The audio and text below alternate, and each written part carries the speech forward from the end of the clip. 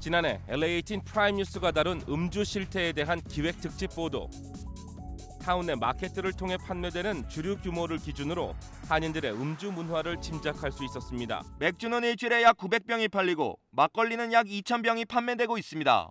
한인들이 이제 술을 좋아하시고 또 집에서도 모이면 이제 술자리를 많이 갖고 이제 가족끼리도 그러니까 그렇기 때문에 이제 구매를 이제 다양하게 하시는 거고, 솔직히 저만 같으더라도 지금 술이 좀 집에 있어야지 번거롭지 않지, 술이 없으면 또 마시다가 또 살아나가야 되잖아요.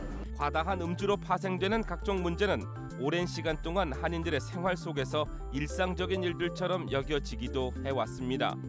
이 가운데서도 항상 빠지지 않는 주제는 역시 음주운전. 꾸준한 계몽으로 한인들의 적발 비율이 다소 줄기는 했다지만 여전히 많은 한인들이 저녁 때만 되면 술집을 찾고 술을 마신 상태에서 운전대를 잡습니다. 위클리 교육, 오늘은 음주운전으로 대변되는 DUI를 다시 조명해 봅니다.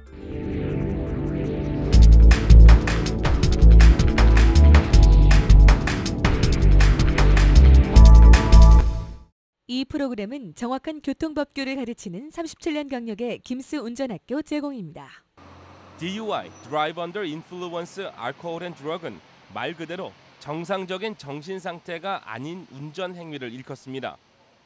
통상 음주운전이 그 대다수를 차지하는데 현재 캘리포니아 법으로는 혈중 알코올 농도 0.08 이상의 운전자는 적발 현장에서 체포됩니다. 그런데 0.08이라는 수치는 과연 얼마나 술을 마셔야 하는 것일까? 우리 교포분들이 좀 이걸 많이 생각해 보셔야 돼요.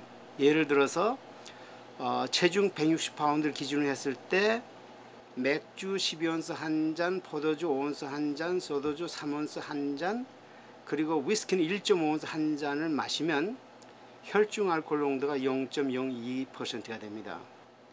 여자분들 약 120파운드 되는, 체중이 160파운드 되는 사람들은 0.03, 0.04가 되거든요.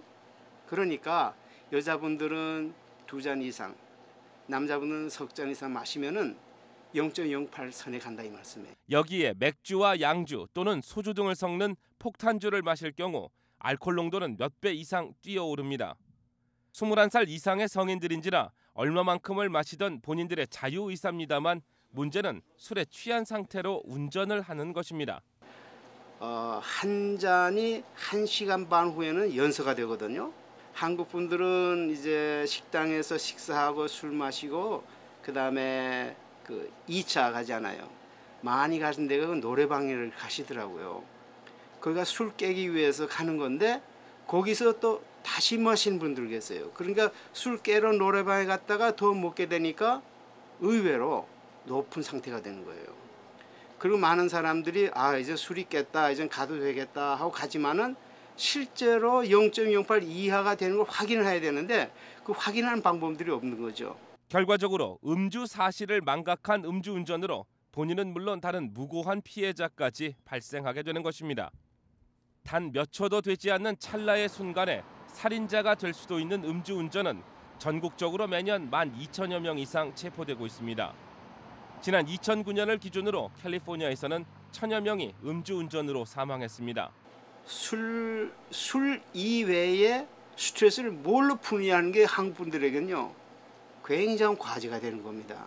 감정, 말하자면 슬픈 감정, 화가 난다, 뭐 기쁘다, 외롭다, 이런 그 감정을 앞세워서 그 감정을 풀기 위해서 그 술을 많이 먹거든요.